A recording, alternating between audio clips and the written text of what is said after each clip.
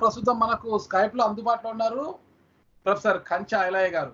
ఆయన అడిగి వివరాలు తెలుసుకుంటాం. ఈ లాక్డౌన్ పీరియడ్ ని ఆయన ఎలా గడుపుతున్నారు, ఈ సమయాన్నంతా కూడా ఎలా గడిపేస్తున్నారు తెలుసుకుంటాం. నమస్తే సార్. నమస్తే నాగరాజ్. నమస్తే సార్, బాగున్నారా? బాగున్నా. అంటే ఈ లాక్డౌన్ లో ఇంట్లో కూర్చొని ఒక ప్రపంచ భయం పెట్టింది కదా. తర్వాత నేను, మా బ్రదరు, మా వదిన ముగ్గురం ఉంటాం ఈడ. వాళ్ళ పిల్లలు ముగ్గురు, ఒక ఇద్దరు ఇంగ్లాండ్ లో ఉన్నారు, వాళ్ళ మా అమ్మాయి అమెరికాలో బోస్టన్ లో ఉంది. సో వాళ్ళకు పిల్లలు ఉన్నారు. ఒక భయానక వాతావరణంలో ఉన్నాం కదా. టెన్షన్ ఒకటి ఉంది. నార్మల్ గా మా వదిన గారు బాగా టెన్షన్ లో ఉన్నారు. పిల్లలు బయట ఉండి, మా బ్రదరు 72 ఏళ్ళ వయస్సు, సీరియస్ హార్ట్ పేషెంట్. సో ఇది పాకుతుంది పాకుతుంది పాకుతుంది అనే భయం పెట్టినందువల్ల సో నేను జనవరి 30 తర్వాత నేను అప్పుడే కేరళ నుంచి వచ్చాను. 30th నాడే మొదటి కేసు రిపోర్ట్ అయిన రోజు. నేను అప్పుడు మాతృభూమి అనే పెద్ద న్యూస్ పేపర్ వాళ్ళు లిటరేచర్ ఫెస్టివల్ పెడితే ఉపన్యాసం ఇవ్వడానికి వెళ్ళాను. అదే రోజు మొదటి కేసు అక్కడ రిజిస్టర్ అయింది. సో అప్పుడు నేను వస్తున్నప్పుడు త్రివేంద్రం ఎయిర్పోర్ట్ లో కొంచెం హడావుడి కనపడింది, భయము, మాస్కులు కనపడ్డాయి. హైదరాబాద్ ఎయిర్పోర్ట్ లో కూడా వాతావరణం కనపడింది. తర్వాత మధ్యలో విజయవాడ ఈ ఇంగ్లీష్ మీడియం చదువుల గురించి ఏప్రిల్లో 10కో 12కో వెళ్ళి వచ్చిన. అప్పుడు కూడా భయం ఉండే కొంచెం ఎయిర్పోర్ట్లలో. అప్పటికే నేను ఒక మాస్క్ కొనుక్కొని పోయినా. బట్ అప్పటి నుంచి మార్చ్ 22 వరకు కూడా కేంద్ర ప్రభుత్వము ఇండిఫరెంట్ గా ఉంది. నరేంద్ర మోడీ మొదలు జనతా కర్ఫ్యూ పెట్టుకోండి అని చెప్పే వరకు పార్లమెంటు నడుపుతున్నారు. ట్రంప్ నమస్తే ట్రంప్ కార్యక్రమం నడిపారు. వేలాది మంది రోడ్ల మీదకి వచ్చారు. ఆ పీరియడ్ లోనే ఈ తబ్లీగీ జమాత్ వాళ్లకు పర్మిషన్ ఇచ్చారు. ఢిల్లీలో రైట్స్ జరిగినాయి అంతకుముందే. తర్వాత పర్మిషన్ ఇచ్చారు. 32 దేశాల నుంచి వీసాలు కూడా ఇచ్చారు. ఇది సడన్ గా మొత్తం దేశ వాతావరణాన్ని మార్చేసింది. కానీ మొదటి రౌండ్ కేసులన్నీ విమాన ప్రయాణాల ద్వారా వచ్చిన కేసులే. ఎవరైతే upper middle class, rich class ఇండస్ట్రియలిస్టులు బోర్డ్ మీటింగ్లకు వెళ్ళేవారు. తర్వాత స్టూడెంట్స్, కేరళలో కూడా మెడిసిన్ చదువుకుంటున్న అమ్మాయి, వుహాన్లో మెడిసిన్ చదువుకుంటున్న అమ్మాయి వాళ్ళు లాక్డౌన్ చేసే ఒక రోజు ముందు బయలుదేరి వచ్చేసింది. ఆమెకు మొదట వచ్చింది, నవ్వు బాగా రికవర్ అయింది. కేరళలో బాగా కంట్రోల్ చేశారు. దేశమంతా ఆ వాతావరణం కంట్రోలింగ్ కనపడలేదు. సో నిజంగానే ఇంత పెద్ద దేశాన్ని సడన్ గా లాక్డౌన్ చేయడం వల్ల, అంటే 22వ తారీఖు నాడు జనతా కర్ఫ్యూ అన్నారు. తర్వాత సప్పట్లు జరిశాము డాక్టర్ల కోసం అని. నేననేది ఏంటి అంటే ఆ సప్పట్లు జరగడం అనేది ప్రైవేట్ హాస్పిటల్ డాక్టర్ల కోసం సర్వలేమని చప్పట్లు కొట్టలే. వాళ్ళు మనకేం సేవ చేస్తలేరు.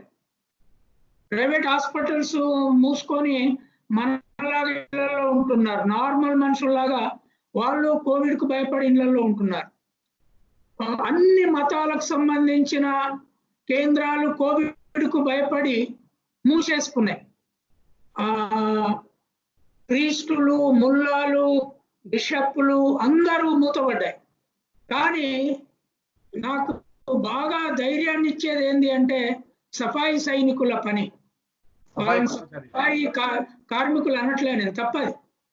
ఇవాళ దేశాన్ని, భారతదేశాన్ని బార్డర్ల మీద సైనికుల కంటే ఎక్కువ, డాక్టర్ల కంటే ఎక్కువ, నర్సుల కంటే ఎక్కువ, అతి తక్కువ జీతాలు తీసుకొని అంటరానితనముతో అవమానించబడి వాళ్ళు ఇవాళ ఈ కోవిడ్ కరోనా వైరస్ను లెక్క చేయకుండా దాంతో యుద్ధం చేస్తున్నారు రోడ్ల మీద.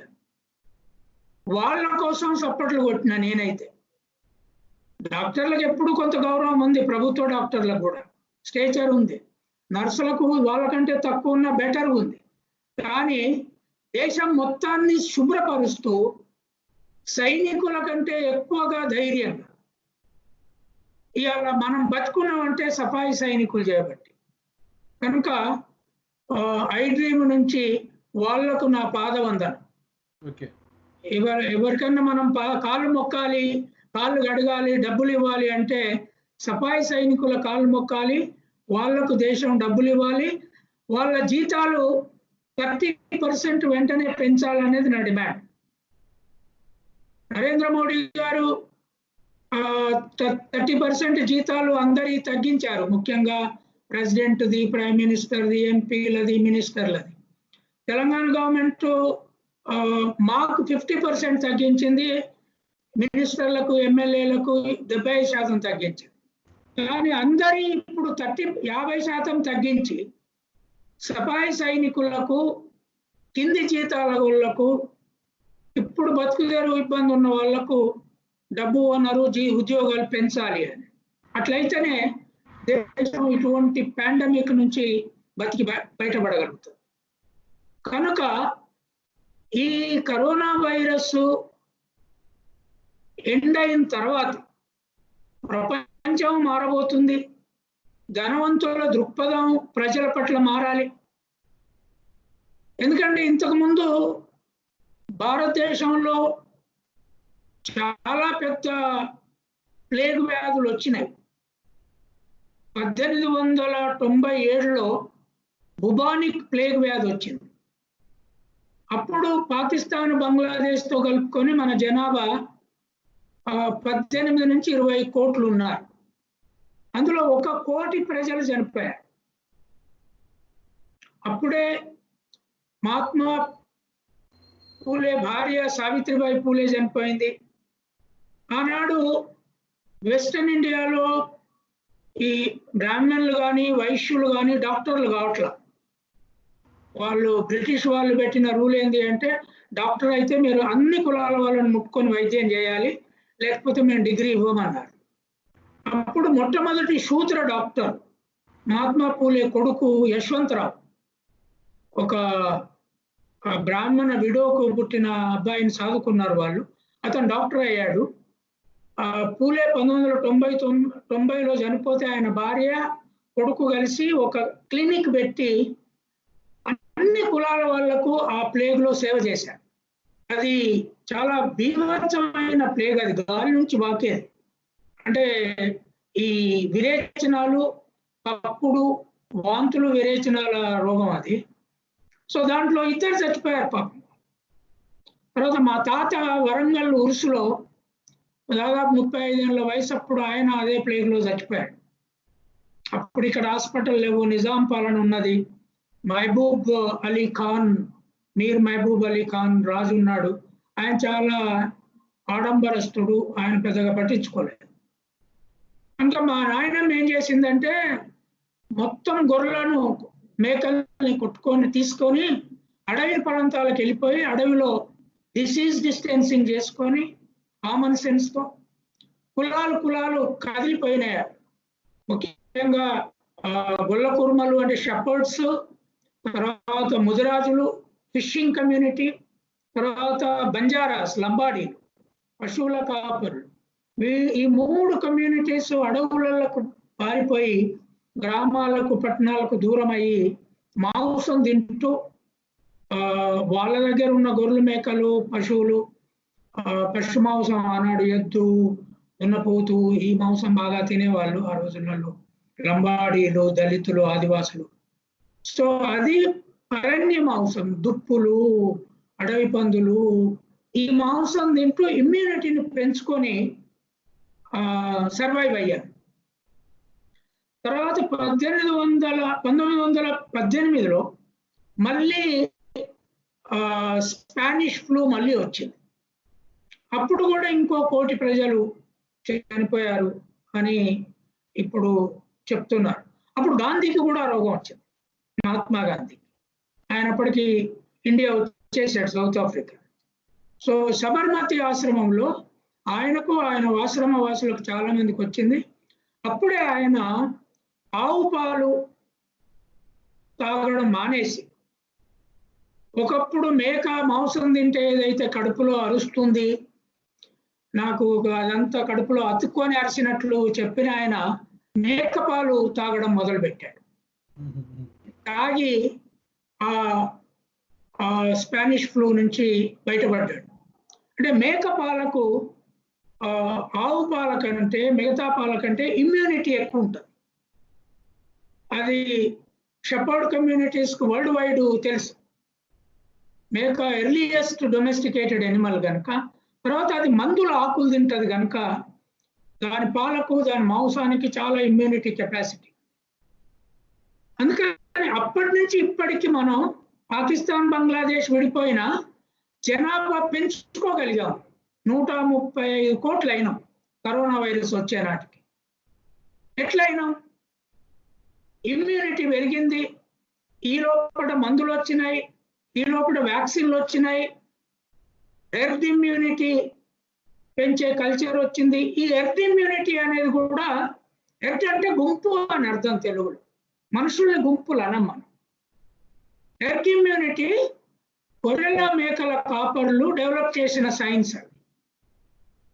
గొర్రెల మేకలకు కూడా మసూచి రోగం పెద్దది వచ్చేది, ఈ మూతంతా బొగ్గలు పొడిచేది గొర్రెలకు, మేకలు. రోగం వచ్చిన జంతువుల్ని దూరం పెట్టి వాటి జంతువుల నుంచి సొన తీసి అమ్మతల్లి చెట్టు పసరులో కలిపి హెల్తీ ఎనిమల్స్కి ఈ చెవులు కత్తిరించేసి కత్తెరతో ఆ ప్లాస్మా ఎక్కించేవారు, చెవులకు అంటించేవారు. హెల్తీ ఎనిమల్స్ కూడా ఆ రోగము మైల్డ్ లెవెల్లో వచ్చేది. అమ్మతల్లి చెట్టు పసరు ఏదైతుందో ఆ పసరు ఈ రోగ వైరస్ శక్తిని చంపేస్తుంది. 80% చంపి 20% ఇంకా బతుకుంటుంది కనుక అది mild level vaccine role play చేస్తుంది. అక్కడి నుంచి వచ్చింది ఎర్డ్ ఇమ్యూనిటీ అనే కాన్సెప్ట్. అది ఇప్పుడు తర్వాత మనుషులకు వాడుతున్న వ్యాక్సిన్ అంటే కూడా అది ఆల్మోస్ట్ వ్యాక్సిన్. అది ఇవాళ ప్లాస్మా వాడుతున్నారు. కరోనా రోగం వచ్చిన వాళ్ళు చనిపోయే సీరియస్ గా ఉన్నప్పుడు వచ్చి బయటపడ్డ వాళ్ళని నుంచి రక్తం తీసుకొని blood cells, white and red blood cells separate చేసి ఆ ప్లాస్మాను బాగా రోగం ఉన్న వాళ్ళకి ఎక్కిస్తున్నారు. దాంతో పేషెంట్స్ బయటపడుతున్నారు. ది సేమ్ ట్రీట్మెంట్ షెపర్డ్స్ గొర్రెలకు చేసేవాళ్ళు, హెడ్ ఇమ్యూనిటీ పెంచేవాళ్ళు. కనుక మన దగ్గర ఆ హిస్టరీ ఉంది, ఇమ్యూనిటీ పెంచే హిస్టరీ ఉంది. తర్వాత మన ఫుడ్కు కొంత ఇటువంటి రోగాలను తట్టుకునే శక్తి ఉంది. మూడోది ఏంటి అంటే, మనం ఇప్పుడు ఒక విచిత్రమైన పరిస్థితి చూస్తున్నాం. నార్మల్గా భయంకరమైన రోగాలు బీద వాళ్ళకు వస్తాయి, స్లమ్లలో బతికేటోళ్ళకి వస్తాయి, తిండి సరిగా తినలేని వాళ్ళకి వస్తాయి, బాగా విమానాల్లో తిరిగే వాళ్ళకు, ఏసీలలో ఉండే వాళ్ళు సేఫ్ అనుకున్నాం ఇంతకాలం.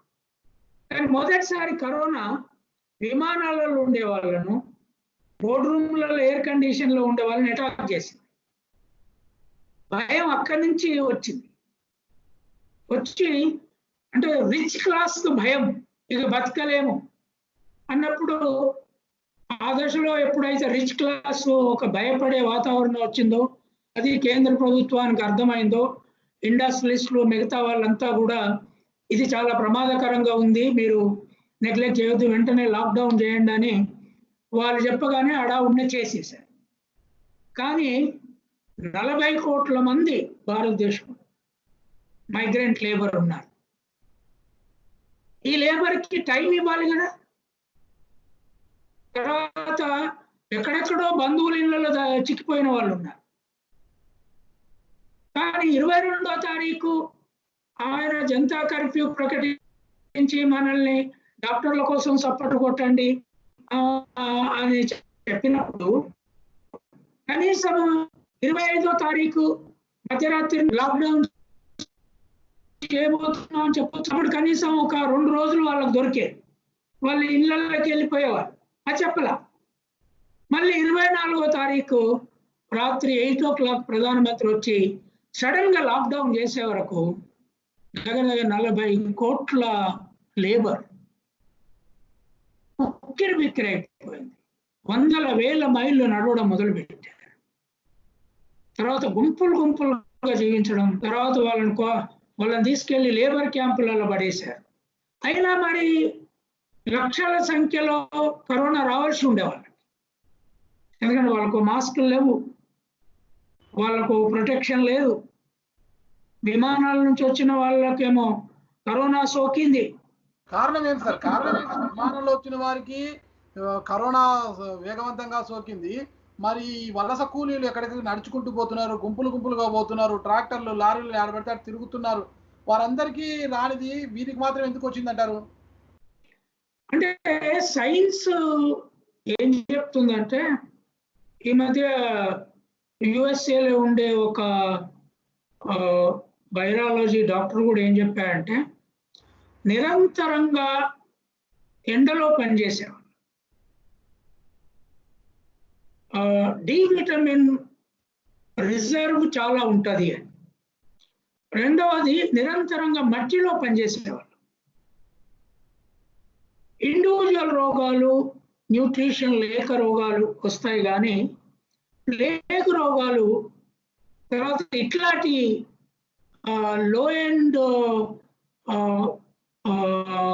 వేడిలో బతకగలిగే వైరస్ వాళ్ళను అంతగా అటాక్ చేయలేదు. ఇప్పుడు వీళ్ళు చూడండి, వాళ్ళేమో విమానాల్లో కూర్చొని సెంట్రలైజ్డ్ ఎయిర్ కండిషన్ లో వాళ్ళు ప్రయాణం చేశారు, ఒక్కరికి అందరికి పాకింది. వీళ్ళు రోడ్డు మీద ఏప్రిల్ ఎండలో నడిచిపోతున్నారు. కనుక వైరస్ ఒకరికున్నా చచ్చిపోయే వాళ్ళ లోపల చచ్చిపోవాల్సిందే, అతను చచ్చిపోతే గానీ బయట బతకలేని వాతావరణం ఒకటి ఉంటుంది. ఇది ఉంటుందా లేదా అనేది చెప్పలేము అని అంటున్నారు, కానీ డెఫినెట్ గా 40 డిగ్రీ వేడి దాటిన తర్వాత కరోనా వైరస్ బతకడం అనేది అంత ఈజీగా 92 degrees లో కూడా కరోనా 37 ఇండియన్ 37 దీని వరకు బతుకుతుంది. కోల్డెస్ట్ ఆఫ్ కోల్డ్ లో బతకలేదు, హీటెస్ట్ ఆఫ్ హీట్ లో బతకలేదు అనేది ఒక అసెస్మెంట్. అది మనకిప్పుడు మైగ్రెంట్ లేబర్ తట్టుకొని బతికే పరిస్థితి. ఒకవేళ వాళ్ళల్లో వైరస్ ఈ పాటికి చోకుంటే కొన్ని కోట్లు వైరస్ గురయ్యేవారు. టెస్టులు చేశారా లేదా అంటే, ఇప్పుడు టెస్టులు చేసినా నా దృష్టిలో అంత అంత లేదు. ఉంటే వాళ్ళు ఎక్కడ పడితే అక్కడ పడి చచ్చిపోయేవారు. ఎందుకంటే 1897 నాడు రోడ్ల మీద ప్రజలు పడి చచ్చిపోయారు. ఇంకొక మనకి ఎక్స్పీరియన్స్ ఏముంది అంటే, ఈ పెద్ద పాండమిక్స్ వచ్చినప్పుడు రోగులు చచ్చిపోయినప్పుడు వాళ్ళను ముట్టుకోవడానికి ఆ ఇంటి వాళ్ళు కూడా భయపడతారు. ఇవాళ కరోనాతో చచ్చిపోతే 5-6 వెంట ఉంచుతున్నారు, మెడికల్ స్టాఫ్ ట్రైన్డ్ స్టాఫ్ తీసుకుపోయి బొంద పెడుతున్నారు. మరి 1897లో ఎవరు బొందలు పెట్టారు? 1918 స్పానిష్ ఫ్లూ వచ్చినప్పుడు ఎవరు బొంద పెట్టారు? ఇళ్ళల్లో భయపడిపోయేవాళ్ళు కాదు, ఎక్కువగా దళితులు ఈ శవాలను మోసుకుపోయేవారు, గ్రామాలలో కానీ అర్బన్ ఏరియాలో. మరి వాళ్ళు అందరు చావాల్సి ఉండగా, అందరికీ ఆ రోగం రావాల్సి ఉండగా ఎందుకు తట్టుకున్నారు? నా అంచనా ఏంటి అంటే, వాళ్ళ ఫుడ్ అండ్ వాళ్ళ స్ట్రగుల్ విత్ నేచర్ మిగతా వాళ్ళకంటే ఎక్కువ ఇమ్యూనిటీ పవర్ ఇచ్చింది. ఆనాటికి దళితుల పాపులేషన్ రేషియో జనరల్ పాపులేషన్ కు 10% కంటే ఎక్కువ లేదు. ఇప్పుడు ఆ జనరల్ పాపులేషన్ కు 18% చేరింది. ఎట్లా జనాభా ఇంక్రీజ్ అయింది? ఊరు బయట ఉంచాం, అన్టచబుల్గా ట్రీట్ చేశాం. వాళ్ళకు మంచి తిండి లేదు, నిరంతరం రెక్కాడితే తప్ప డొక్కాడది, డొక్కాడది. అయినా పాపులేషన్ పెరిగింది. యావరేజ్ ఏజ్ మొదట్లో బాగా తక్కువ ఉండేది, ఇప్పుడు వాళ్ళు కూడా దగ్గర 62, 63కి వచ్చారు యావరేజ్ ఏజ్లో. ఎట్లా వచ్చారు అంటే ఎవరైతే వాళ్ళ తిండిని ద్వేషించుకున్నారో, మల్టిపుల్ ఫుడ్ని తింటూ ప్రకృతితో శ్రమశక్తిని చెమటోడ్చి ప్రకృతిలో పోరాడి పనిచేసేవాళ్ళు, అంటే మట్టిలో పుట్టి మట్టిలో పెరిగి ఎండలో బతికి ఏ ఏసీ గీసీలకు సంబంధం లేకుండా బతికిన వాళ్ళు ప్రకృతి రోగాలను తట్టుకునే శక్తి ఎక్కువ ఉన్నది. అంటే ఈ పాండమిక్స్ మరి వాళ్ళను ధ్వంసం చేసే ప్రకృతి శక్తి లేదంటే ఏ వరదలు వచ్చినా ఏ కరువు వచ్చినా ఆకలి చావుకు వాళ్ళే గురవుతారు. అప్పుడు ధనవంతులు బతుకుతారు, తిండి ఉంటుంది, ఎయిర్ కండిషన్లు ఉంటాయి, ఇవి ఉంటాయి. ఇప్పుడు మనం అర్థం చేసుకోవాల్సింది ఏంటంటే మానవ జాతి డబ్బుతో మాత్రమే బతకలేదు. మానవ జాతి ఒకడు గుడిసె ఉంటే, ఒకడు కొంతమంది ఎండలో వానలో ఒళ్ళు వంచి పనిచేస్తుంటే మనం నిరంతరంగా ఎండకు వానకు దూరంగా ఉండి కూడా చాలా కాలం బతకలేం. కరోనా లాంటిది వస్తే భయానికి చచ్చిపోతాం. ఇప్పుడు మీరు ఒకసారి ఊహించండి, సఫాయి సైనికులు కనుక ఒకరోజు మాకు ప్రొఫెసర్లతో సమానంగా జీతం ఇవ్వకపోతే మేము పనిచేయమని స్ట్రైక్ చేశారనుకోండి, ఏమైంది? మనం భయపడి రోడ్ల మీద చచ్చిపోతాం. సింపుల్గా భయానికి రోడ్ల మీద ఎక్కడున్నోళ్ళో అక్కడ పడి చచ్చిపోతాం, ఇంక్లూడింగ్ మీ. అంటే వాళ్ళు చేసే ఆ క్లీన్లీనెస్ ఏదైతుందో ధైర్యం ఉంది. మనము హెల్తీ వాతావరణం చుట్టూంటున్నాం, కానీ వాళ్ళకి ఏమి ఇస్తున్నాం? వాళ్ళ గురించి ఎట్లా ప్రవర్తించాం? వాళ్ళ గురించి ఏం మాట్లాడాం? ఇది కొత్త పాట. మన పూలు చల్లారు కదా సార్, పూలు చల్లారు కదా, వైద్యులకు సఫాయి కర్మచారులకు అందరికి కలిపి పూలు చల్లారు కదా. పూలు చల్లితే సరిపోతుంది కదా.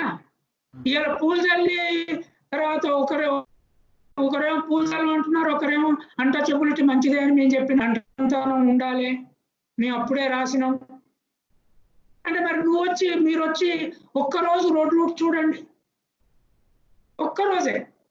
సార్ ఈరోజు ఆసుపత్రిలో నర్సులకు, డాక్టర్లకు, ఇతర ఆరోగ్య సిబ్బందికి కరోనా అనేది వ్యాప్తి చెందుతోంది, వాళ్ళలో కరోనా వస్తుంది, వాళ్ళు కూడా హాస్పిటలైజ్ అవుతున్నారు. కానీ సఫాయి కర్మచారుల్లో మాత్రం చాలా తక్కువ సంఖ్యలో మనకు ఇన్ఫెక్ట్ అవుతున్నారు. అసలు కనిపించడం లేదు సఫాయి కర్మచారులకు కరోనా. ఇప్పటివరకు వచ్చిన కేసు లేదు. అదే లేదు, ఎందుకు వీళ్ళకే వస్తుంది? డాక్టర్లకు ఒకటి నాగరాజ్ ఒకటి, ఈవెన్ మెడికల్ స్టాఫ్ లో కూడా లో ఎండ్ స్టాఫ్ వాళ్ళు కూడా ఇట్లాంటి సఫాయి పనులు చేస్తారు. హాస్పిటల్ టాయిలెట్లు కడుగుతారు, బెడ్లు చుట్టూ క్లీన్ చేస్తారు, బట్టలు మారుస్తారు. ఈ పని చేసే స్టాఫ్ ఉంది, వాళ్ళకు కూడా ఎక్కువ ఎఫెక్ట్ అయిన కేసులు లేవు. డాక్టర్లకు వచ్చినాయి, ఇప్పటి వరకు 11 మంది చచ్చిపోయినారని విన్నాం. నర్సులకు కొంత వచ్చినాయి. వి మస్ట్ అండర్స్టాండ్, దీన్ని ఫేస్ చేసే ఫిలాసఫీ కూడా ఒకటి ఉన్నది. బాడీ కండిషన్, బతుకు, ఫిలాసఫీ. సఫాయి సైనికులు ఇళ్లలో ఏమనుకుంటారు? అరే ఇవాళ తెల్లారంగానే ఇంత కరోనా భయంలో ఎవరు ఇళ్లకు రానప్పుడు మొత్తం లాక్డౌన్ అయి దేశమంతా ప్రధానమంత్రి నుంచి బ్రిటిష్ ప్రైమ్ మినిస్టర్కే రోగం వచ్చింది, రష్యా ప్రైమ్ మినిస్టర్కు రోగం వచ్చింది, మన ప్రైమ్ మినిస్టర్ ముక్కుకు టవల్ కట్టుకొని కూర్చుంటున్నాడు, మూతికి ముక్కుకు. ప్రెసిడెంట్ కూడా వచ్చిందని టెస్ట్ చేశారు. భయపడిపోతున్న రోజులలో వాళ్ళు ఏ ధైర్యంతో వచ్చి చేస్తున్నారంటే, మట్టిలో పుట్టి మట్టిలో పెరిగినాం, ఇవాళ ఇంట్లో రేపు మంటలే, సావుకు భయపడితే ఎట్లా? అంటే వాళ్ళు ఈ దేశాన్ని సావుకు భయపడకుండా కాపాడుతున్న సైనికుడు. బార్డర్ మీద సైనికుడు కూడా సావుకు భయపడకుండా కొట్లాడాలి, నేను ఒప్పుకుంటా. కానీ వాళ్ళకంటే ఎక్కువ వెళ్ళి ఈ చైనా బార్డరు, పాకిస్తాన్ బార్డర్ మీద ఉన్న వాళ్ళకు దేశభక్తి అని వాళ్ళకు పెద్ద శాలరీస్ ఇచ్చినాం. వీళ్ళకి ఎందుకు ఇయ్యం? వీళ్ళే కనుక మనలాగా మంచి తిండి తింటే, వీళ్ళ పిల్లలు సైంటిస్టులు అయితే, వీళ్ళు మట్టితో పాటు హాస్పిటల్ వాళ్ళ జీవన విధానం దేశానికి వస్తే చైనాను మించి భారతదేశం ఎదగగలిగే సైన్స్ అభివృద్ధి ఇక్కడ జరుగుతుంది. మనం కానియాలి. మనం ఎందుకు కానియాలి? ఎయిర్ కండిషన్లలో ప్రయాణం చేసే వాళ్ళు ఏమనుకున్నారు? మేమంతా మెంటల్ లేబర్ చేస్తున్నాం. మా తెలివి ఎంత గొప్పదంటే దేన్నైనా మేము కంప్యూటర్లను తయారు చేస్తాం. కానీ నువ్వు కరోనాను తట్టుకోలేవు. మేము కంప్యూటర్లను తయారు చేస్తాం. కానీ కరోనా వచ్చిన తర్వాత చెప్పింది, మానవ మెదడును మించి, మానవ శరీరాన్ని మించిన ఇంజన్ ఉండదు, మానవ మెదడును మించిన కంప్యూటర్ ఉండదు. నువ్వు విమానంలో కూర్చున్నావు, బోర్డు రూమ్ లో కూర్చున్నావు, నువ్వు టీవీ ఛానల్లో కూర్చున్నావు, న్యూస్ పేపర్లో కూర్చున్నావు, రాసావు, కానీ ప్రకృతిని సంఘర్షించిన శరీర శక్తి నీలో లేదు. అది వీళ్ళ దగ్గర ఉంది. ఈ రెండింటిని కంబైన్ చేయాలి. ఒకటి గొప్పది, ఒకటి తక్కువదని నేను చెప్పట్లా. కానీ భారతదేశం చేసింది ఏంది? దౌర్భాగ్యం. జాతీయవాదులు కూడా అర్థం చేసుకుంది ఏంది? కుల వ్యవస్థను, అంటరానితనాన్ని, అందరూ తినే తిండిని గౌరవించే. అరే ఒకడు బీఫ్ తింటాడు, ఒకడు గొడ్డు మాంసం, ఒకడు గొర్రె మాంసం తింటాడు, ఒక కూరగాయలు తింటాడు, ఒకడు మిక్స్డ్ అన్ని తింటాడు. దీన్ని గౌరవించకుండా నిన్న మొన్నటి వరకు మొత్తం దేశాన్ని వెజిటేరియన్ కండి భారతదేశం వెజిటేరియన్ ఏమైతుంది ఇప్పుడు? కరోనా వెజిటేరియన్ ఎక్కువ వస్తుందంటారా, నాన్ వెజిటేరియన్ ఎక్కువ వస్తుందంటారా? ఈ మొత్తం పోయిన తర్వాత లెక్క చూస్తే విమానాలలో ప్రయాణం చేసే వాళ్ళందరికీ వెజిటేరియన్ ప్రేమ ఎక్కువ. సంస్కృతి రీత్యా ఈ దేశం వెజిటేరియన్ నిర్వచించిన వాళ్ళు వాళ్ళే. అహ్మదాబాదు, ఢిల్లీ, బొంబాయి, ఎక్కువ వెస్టర్న్ ఇండియా అంతా ఎక్కువ వెజిటేరియన్, హై క్లాస్ అంతా వెజిటేరియన్ ప్రాక్టీస్ చేశారు. ముఖ్యంగా బీజేపీ వచ్చినాక ఈ క్యాంపెయిన్ ఇంకెక్కువ చేశారు. రేపు లెక్క తీస్తే ఎవరు ఎక్కువ పోయారు, ఎవరికి ఎక్కువ సోకింది లెక్క తీస్తే తెలుస్తుంది. నా అంచనాలు డెఫినెట్ గా రోగ నిరోధక శక్తి మల్టిపుల్ ఫుడ్ ఐటమ్ తిన్న వాళ్ళకి ఎక్కువ ఉంటుంది. తెలంగాణలో ఒక అనుభవం వచ్చింది మనం. చైనాలో కరోనా రాగానే అక్కడ వాళ్ళు పాములు తింటారు, కప్పలు తింటారు, వాళ్ళంతా చచ్చిపోతారు, గబ్బిలాలు తింటారు. ఇక్కడ వెజిటేరియన్ తింటున్నాం కనుక మనకు రాదు అన్నారు. వెజిటేరియన్ తినండి, మాంసాలను తినకండి, కోడిగుడ్లు తినకండి, కోళ్ళు తినకండి ప్రచారం చేశారు. కానీ లాక్డౌన్ పెట్టే వరకు అది బాగా పెరిగింది. కోళ్ళ షాపులు బంద్ అయినాయి, మటన్ షాపులు బంద్ అయినాయి, బీఫ్ షాపులు అయితే భయానికి కూడా పూర్తిగా బంద్ అయిపోయినాయి.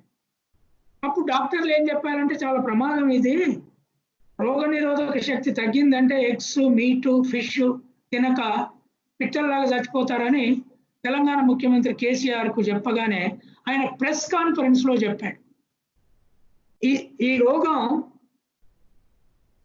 ప్రోటీను, రోగ నిరోధక శక్తి, ఇమ్యూనిటీ ఎవరికి ఎక్కువ ఉంటుంది వాళ్ళను చంపలేదు కనుక మీరు మాంసం, చేపలు, గుడ్లు ఎక్కువ తినండి, మీరు బంద్ పెట్టవద్దు అంటే తెల్లారి నుంచి మొత్తం దుకాణాలు ఫ్లడెడ్. గుడ్లు అయితే దొరకలేదు అసలు. తెల్లారి ఆయన ప్రెస్ కాన్ఫరెన్స్ పెట్టి చెప్పిన తెల్లారి 9 గంటలకు మార్కెట్కి పోయిన వాళ్ళు గుడ్డు దొరకలేదు. అంతకుముందు గుడ్లు కొన్నోళ్ళు లేరు. అంటే నీకు వరల్డ్ లోపల ఉండే జ్ఞానం ఒకటి ఉండొచ్చు, అంతా సైంటిస్టులు, హార్వర్డ్, కేంబ్రిడ్జ్, హార్వర్డ్ లేదా ఇక్కడ చదువుకున్న వాళ్ళు. రెండవది దేవుడు అన్నిటికీ రక్షణ.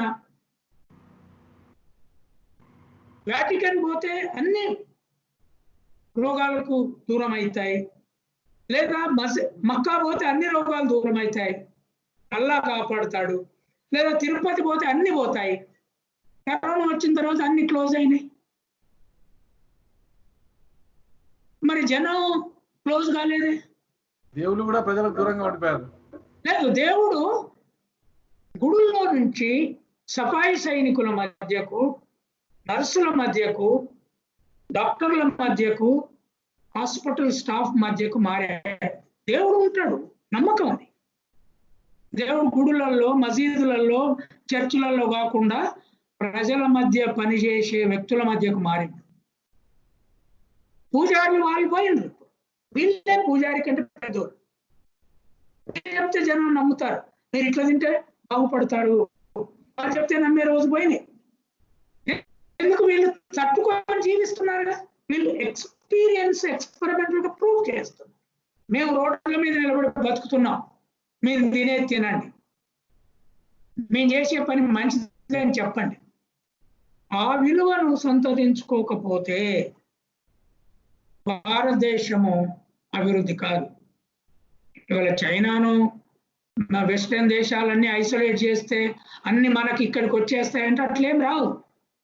నువ్వు ఇక్కడ గ్రామీణ వ్యవస్థను గౌరవించడం నేర్చుకోవాలి. నువ్వు ఇక్కడ దళిత వాడల్ని మిగతా వాడలతో సమానంగా చేసే తాత్విక విధానాన్ని పెంచాలి. కులంతో సంబంధం లేకుండా పెళ్లిళ్ళను గౌరవించే పరిస్థితి రావాలి. ఒకరింట్లో ఒక ఫుడ్, ఇంకోరింట్లో ఒక ఫుడ్, ఒకరి ఫుడ్ని ఇంకోరు ద్వేషించుకునే సంస్కృతి పోవాలి. సైన్స్ను గ్రామాలలో ప్రాక్టీస్ చేయాలి. నేత తర్వాత స్టీలు, క్లాత్ ఇండస్ట్రీ, తర్వాత ఫుడ్ ప్రాసెసింగ్ రూరల్ ఏరియాకు మారాలి.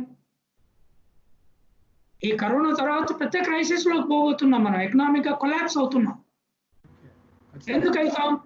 ఎందుకైతే మొత్తం 40 కోట్ల మంది గ్రామాలకు వెళ్ళిపోయి, ఎప్పుడైనా పాండమిక్ ఏదైతే ఉంటుందో ఆ పాండమిక్ డీఅర్బనైజ్ చేస్తుంది. నార్మల్గా నా జీవిత కాలంలో నేను హై స్కూల్కి వచ్చినప్పుడు ఊరు నుంచి హై స్కూలు, ఆ తర్వాత డిగ్రీ జిల్లా స్థాయి, ఆ తర్వాత ఎంఏ క్యాపిటల్, ఎంఫిల్ పిహెచ్డి ఉద్యోగం క్యాపిటల్లోనే హైదరాబాద్లో. నాతో పాటు తర్వాత కొన్ని వేల మంది లేబర్తో కూడా గ్రామాల నుంచి, మా గ్రామం నుంచి కొన్ని వందల మంది హైదరాబాద్ వచ్చేసారు. అర్బన్ మైగ్రేషన్ అయింది. కానీ నా ఎక్స్పీరియన్స్ ఏంటి అంటే 1897లో అర్బన్ ఏరియాలో రోగం రాగానే అడవులు పెట్టారు, గ్రామాలు కొత్తవి వచ్చినాయి. 1918లో కొత్త గ్రామాలు మళ్ళీ వచ్చినాయి. ఇప్పుడు కొత్త గ్రామాలు వచ్చే అవకాశం లేకపోయినా పట్టణాలు వదిలిపెట్టి గ్రామాలకు జనం వెళ్ళిపోయారు. దీన్ని తిరిగి లేబర్ అర్బనైజేషన్, వాళ్ళకి ఎందుకు వెళ్ళిపోయారండి? వాళ్ళకి ఇక్కడ ఉండే ఇల్లు లేదు, తినే తిండి ఇక్కడ, వాళ్ళకు రోజువారీ కూలి ఇస్తే బతకలేని పరిస్థితి, వాళ్ళ బంధువులు అక్కడ ఉన్నారు, వాళ్ళ పిల్లలు అక్కడ ఉన్నారు. ఈ వాతావరణము ఒక దేశంలో 40 కోట్ల మందికి ఉంటే మంచిదా? ఈ పై ఎండ్ క్లాస్ ఏమో అమెరికా మైగ్రేట్ అయింది, యూరోప్ మైగ్రేట్ అయింది. ఎప్పుడు కూడా ప్రపంచంతో ఒక్క రోగం ఒకేసారి మొత్తము వణికిస్తుందని ఎప్పుడు ఊహించలేవు. ఇప్పుడు వణికించింది. హైదరాబాదు మొత్తం దక్షిణ భారతదేశంలో కొడుకులు బిడ్డలు అమెరికా యూరోప్లో ఉండి పెద్దోళ్ళు మాత్రమే ఇక్కడ ఇళ్లలో ఉన్న కుటుంబాలు వందలాది వేలాది ఉన్నాయి. వాళ్ళకి అక్కడ ఏమైందో తెలియదు, వీళ్ళకి ఇక్కడ ఏమైందో తెలియదు. ఎవరు చచ్చిపోయినా ఎవరు వచ్చి చూసుకునే పరిస్థితి లేదు. రైట్? మొదటిసారి శవాన్ని చుట్టూ జనం లేకుండా, ఏడుపు లేకుండా, కౌగలింతలు లేకుండా ఎత్తుకపోతున్నారు. ఇది ఒక భయానక వాతావరణం. నీకు ఈ భయం ఉందే, మరి మైగ్రెంట్ లేబరు వాళ్ళు ఛత్తీస్గఢ్ నుంచి హైదరాబాద్ వచ్చిన వాళ్ళకి ఈ కరోనాలో అక్కడ వాళ్ళ పిల్లలు చచ్చిపోతే, లేదా వాళ్ళు ఇక్కడ చచ్చిపోతే, నీ పిల్లలు అమెరికాలో యూరోప్లో ఉండి వాళ్ళు ఛత్తీస్గఢ్లో ఉండేదానికి తేడా ఏంది? భారతదేశంలో ఉండగానే వాళ్లకు తేడా ఏం పడదే? ఈ జాతీయవాద సావ్యం కాదే అది.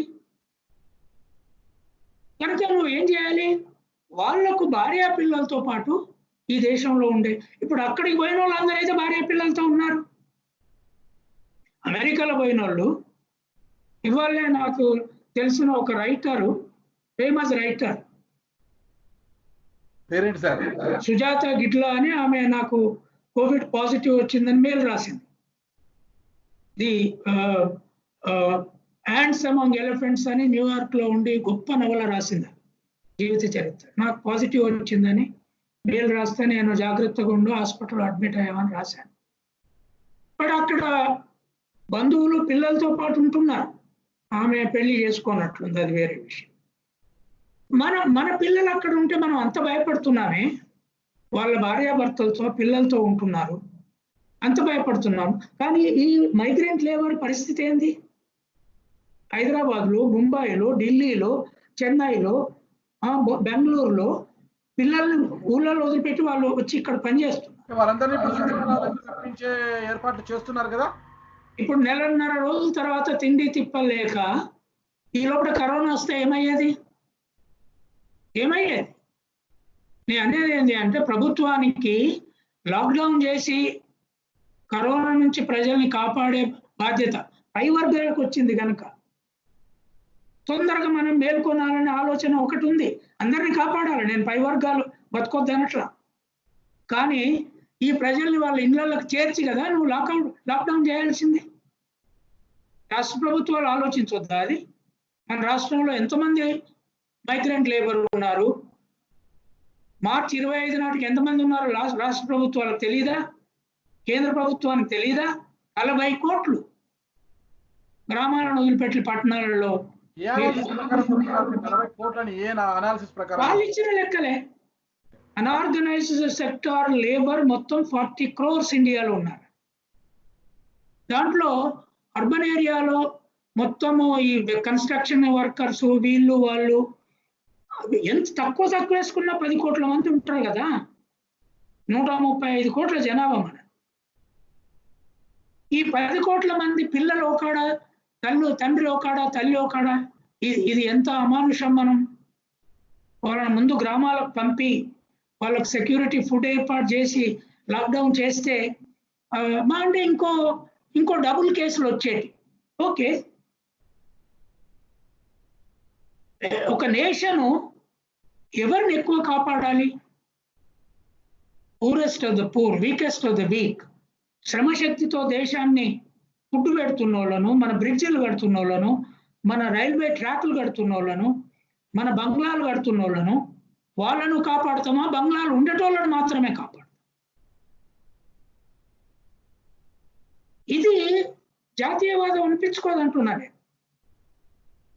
వీళ్ళకు వెంటనే మైగ్రెంట్ లేబర్ కి 1,00,000 కోట్ల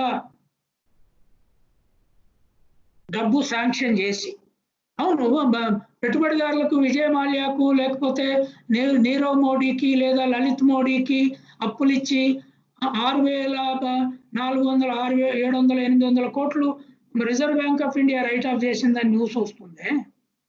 ఇలా కేవలం మైగ్రెంట్ లేబరు ఇండ్ల నుంచి దిక్కులేక వచ్చి ఇక్కడ సర్వ్ చేసి బంగ్లాలు కట్టి రోగం రాగానే దిక్కులేక రోడ్ల మీద పడి ఏడుస్తున్నారే, వాళ్ళకు 1,00,000 కోట్లు ఇవ్వలేదా దేశం? కాపాడలేదా? మన ప్రజలు గారా? వాళ్ళ శ్రమతో బతుకుతలేమా? వాళ్ళ పిల్లల కోసం స్కూళ్ళు తెరవలేమా రేపు? ఇది చేయకపోతే నాగరాజ్, ఈ వీళ్ళ దేశభక్తి మీద అనుమానం వస్తుంది. దేశభక్తి అంటే ధనవంతుల కోసమే పనిచేసే భక్తి కాదు.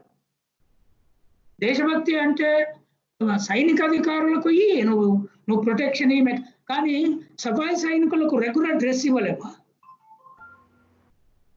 ఇవాళ కోవిడ్ను ఫైట్ చేసే డాక్టర్లకు ఇచ్చే డ్రెస్సు సఫాయి సైనికులకు నార్మల్ కోర్సులో ఎందుకు ఇవ్వద్దు?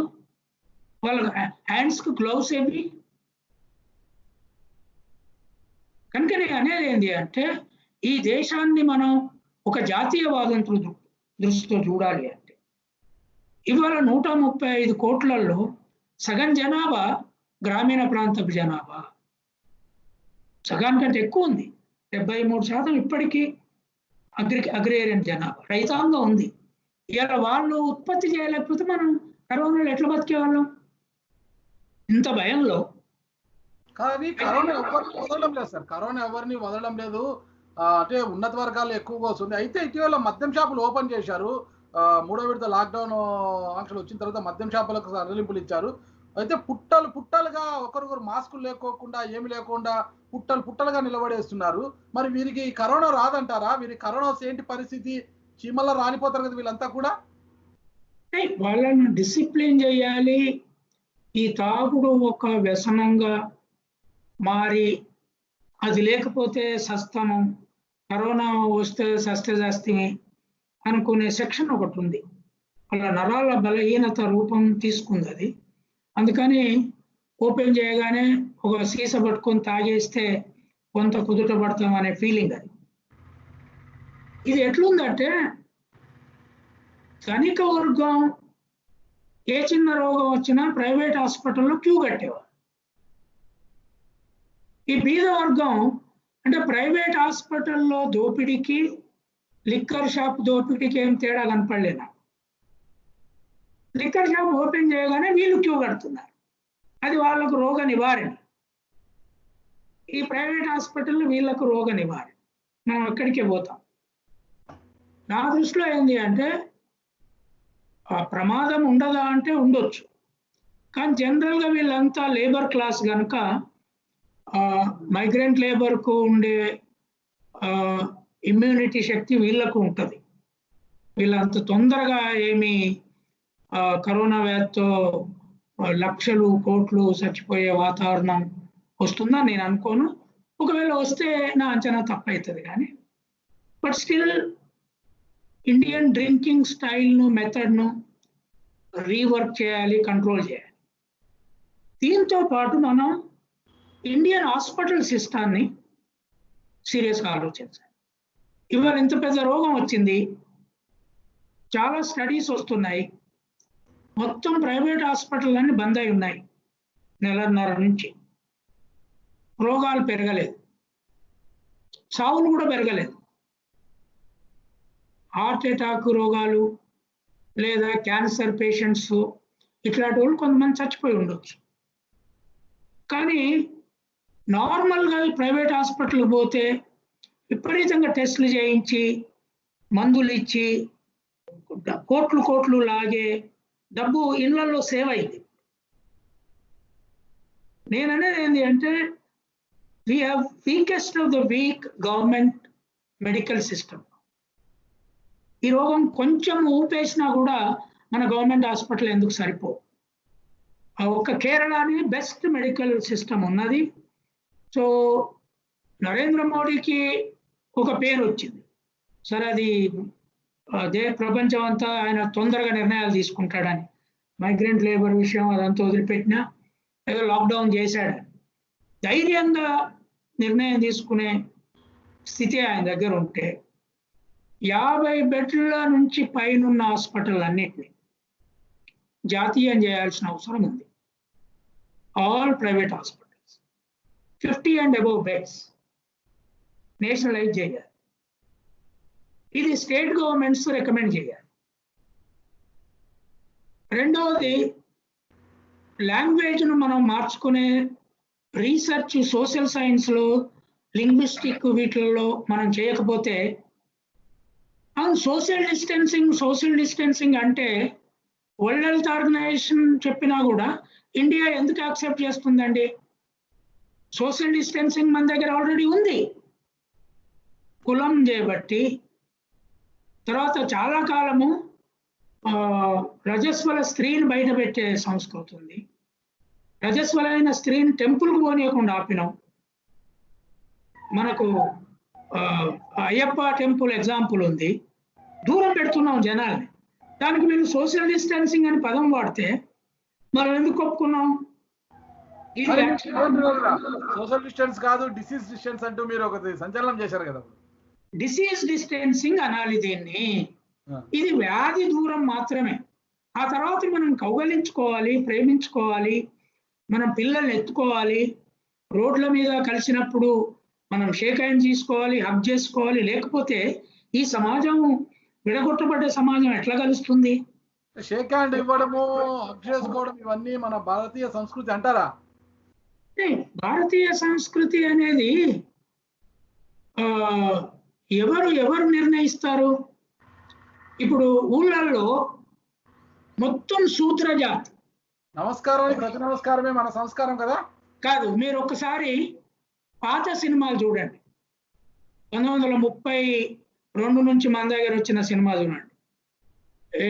మాలపిల్ల, తర్వాత పల్లెటూరు, పల్లెపిల్ల, ఇట్లాంటి మన దగ్గర వచ్చిన హిందీలు వచ్చినాయి. ఎవరైనా కలవగానే నమస్కారం పెట్టుకున్నారేమో చూడండి. ఊళ్ళల్లో ఎవరినైనా కొత్తవారిని చూడగానే ఓ ఇంకా ఎట్లున్నా బాగున్నావు అంటారు. నమస్తే లేదు. నమస్కారం అనేది కొన్ని కులాలకు చెందిన ప్రక్రియ. అయితే ఈ దేశంలోనే ముస్లింలకేమో కలిస్తే గలేబిల్లా ఉన్నది. అండ్ షేక్ హ్యాండ్ అనేది వెస్టర్న్ క్రిస్టియన్ ప్రాక్టీస్. వాళ్ళకు కూడా గలేమిల్లా ఉంది, ఎంబ్రేజ్. కానీ ఇవాళ కూడా కరోనా రాకముందు నమస్కారం ఎంత ఎక్కువ ఉండేది భారతదేశంలో. మీరు స్కూళ్ళు, కాలేజీలు, యూనివర్సిటీలు పోయి చూడండి, ఏమంటారు? హాయ్.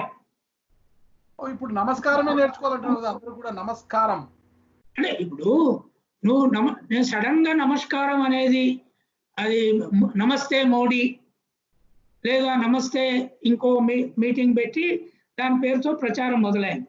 నేను అనేది ఏంటి అంటే, మనుషులు దూరంగా ఉండే ప్రాక్టీసే ఎక్కువ చేద్దాము అనేది కులతత్వవాదం. ఇది ఇంకోటే ఉంటుంది.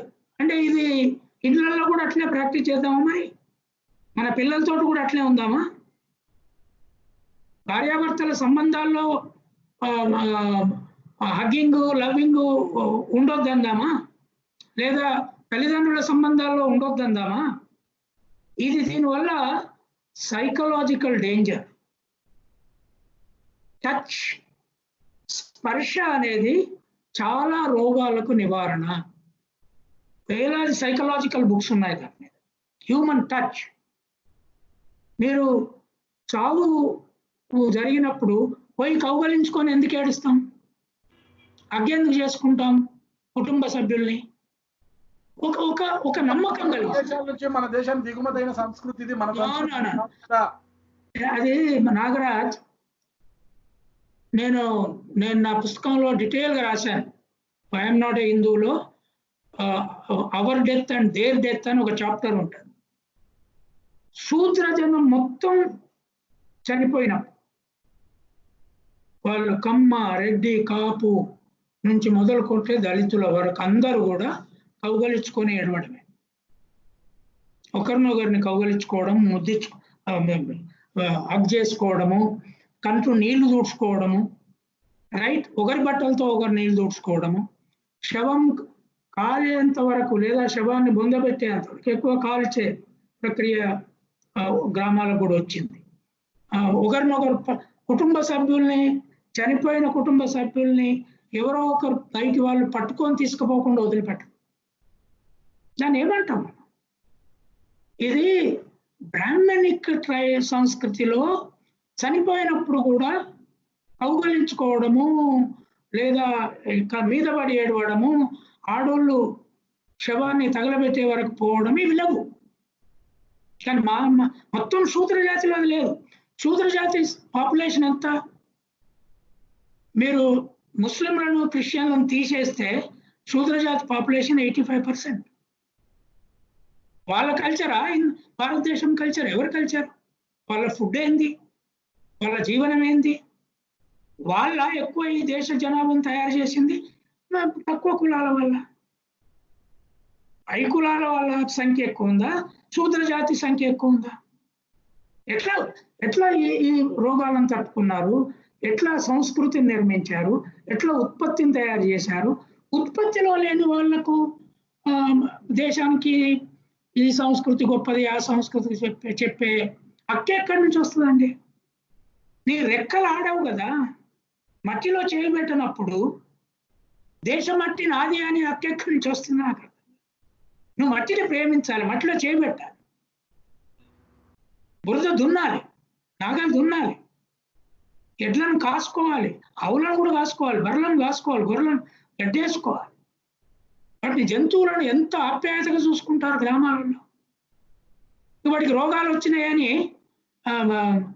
మా కుటుంబాలన్నీ కూడా గొర్రెలతో మేకలతో మమేకమే బతికినాయి. వాళ్ళకు రోగాలు వచ్చినాయని పట్టుకోకుండా ఊరుకున్నామా? వాటిని కత్తిరించుకోవాలి, వాటిని హెల్త్ కాపాడుకోవాలి. ఇవన్నీ కరోనా వచ్చిందని అది చైనా వాళ్ళు ఒక సిద్ధాంతం తయారు చేశారు. షేక్ హ్యాండ్ వల్ల వస్తుంది, ఇప్పుడు ఆపండి. యుఎన్ఓకి ఇచ్చారు, వరల్డ్ హెల్త్ ఆర్గనైజేషన్ వాళ్ళు ప్రస్తుతానికి షేక్ హ్యాండ్ ఆపండి అన్నారు. సో మొత్తం దీన్ని వదిలేస్తాం. ఇప్పుడు వరల్డ్ హెల్త్ ఆర్గనైజేషన్ కూడా సోషల్ డిస్టెన్సింగ్ అనే పదం వాడొద్దని చెప్తున్నారు. వాళ్ళు ఆఫ్రికన్లు కంప్లైంట్ చేశారు, నేటివ్ ఇండిజినస్ పీపుల్ కంప్లైంట్ చేసిన తర్వాత వాళ్ళు ఫిజికల్ డిస్టెన్సింగ్ అంటున్నారు. శారీరక దూరం, భౌతిక దూరం. నేనంటే ఏంది, భౌతిక దూరం కూడా తప్పు. కుల వ్యవస్థ కూడా భౌతిక దూరం. నా కుల పోళ్ళు భౌతిక దూరం ప్రాక్టీస్ చేసిన తప్పు. మేము మా కింది కుల పోళ్ళ సాకలోళ్ళతో మంగళోళ్ళతో కలిసి కూర్చొని తినము, మాది వాళ్ళతో తినము, మాలోళ్ళతో తప్పేది. ఇది అంటే నీ కులం పక్క పక్కన కూర్చొని తింటే రోగాలు రావా? మరి ఇప్పుడు విమానాలలో ప్రయాణం చేసిన వాళ్ళంతా ఎక్కువ పై వాళ్ళే ఉన్నారు కదండి, వాళ్ళు పక్క పక్కన కూర్చొని తినమనండి, ఏమైంది? పక్క పక్కనే ఉండి కౌగలించుకోమనండి, వాళ్ళే. ఇది డిసీజ్ డిస్టెన్సింగ్. నీ బంధువు అయినా, నీ అన్న అయినా, తమ్ముడైనా, భార్య అయినా, భర్త అయినా డిసీజ్ వస్తుంది కనుక డిస్టెన్స్గా ఉండు. తర్వాత నార్మలైజ్గా. అంటే భాషా శాస్త్రం మీద కూడా పట్టు లేకుండా ఏం మాట్లాడుతున్నారు? నువ్వు వెస్టర్న్ వ్యతిరేకం అంటున్నావు, నేను వ్యతిరేకించిన సోషల్ డిస్టెన్సింగ్ పదజాలను వీళ్ళు వ్యతిరేకించట్లా. ఏమనంటే కంచాయిలయ్య, ఓ ఈ ఏజెంటు, ఆ ఏజెంటు, విదేశీ ఏజెంట్ అన్నోళ్ళు నేను వరల్డ్ హెల్త్ ఆర్గనైజేషన్ పదజాలాన్ని నేను వ్యతిరేకించిన. వీళ్ళేమో దాన్ని పట్టుకొని మేము రైట్ అయినాం, మేము రైట్. వాడు చెప్పగానే నువ్వు రైట్ అవుతావు. నీకేం జ్ఞానం ఉన్నట్టు, నీకేమి భారతదేశ చరిత్ర తెలిసినట్టు. ఇక్కడ రోగ దూరం పెట్టుకోవడం ఇంటింట తెలుసు. 1897 బుబానిక్ ప్లేస్ వచ్చినప్పుడు పెట్టుకున్నారు. గ్రామాలను వదిలిపెట్టి అడవులలో పారిపోయి చెట్ల కింద బతికారు. లాక్డౌన్ కరెక్ట్ అంటారా సార్? లాక్డౌన్ కరెక్ట్ అంటారా? Lockdown is a scientific thing. Lockdown చేయడం వల్ల ఏమైందంటే తాత్కాలికంగా రోగం ఉన్న వాళ్ళతో రోగం లేని వాళ్ళు కలయిక తగ్గుతుంది. రెండవది, ఈ మాల్స్ వచ్చిన తర్వాత సెంట్రలైజ్డ్ ఏసీలు వచ్చినాయి. ఆ ఏసీలలో వైరస్ రొటేట్ అవుతుంటుంది. ఏరోప్లేన్లు అందుకే వచ్చింది కదా. ఒక్కరికి వచ్చిన వాళ్ళకి ఏరోప్లేన్లు ఉన్న వాళ్ళు అందరికీ తర్వాత బయటపడ్డారు, చాలా మందికి బయటపడ్డారు. కనుక లాక్డౌన్ కూడా చైనీస్ పెట్టారు, తర్వాత స్పెయిన్ మొదలుపెట్టింది. మనం కొంత ముందు జాగ్రత్త లేకుండా, ప్రిపరేషన్ లేకుండా ఓవర్ రియాక్ట్ అయినాం అనేది నా అభిప్రాయం. ఇప్పటికీ మన భారతదేశ ప్రజలు కావచ్చు, మన ఏపీ తెలంగాణ ప్రజలు అందరూ కొంత భారతదేశం అంతా కూడా 2 లాక్డౌన్లను చూసింది, 3వ లాక్డౌన్ చూస్తోంది. ఇప్పుడు లాక్డౌన్ చూసింది, 3వ లాక్డౌన్ చూస్తోంది. ఇక ఈ మే 17తో 3వ లాక్డౌన్ కూడా ముగుస్తుంది.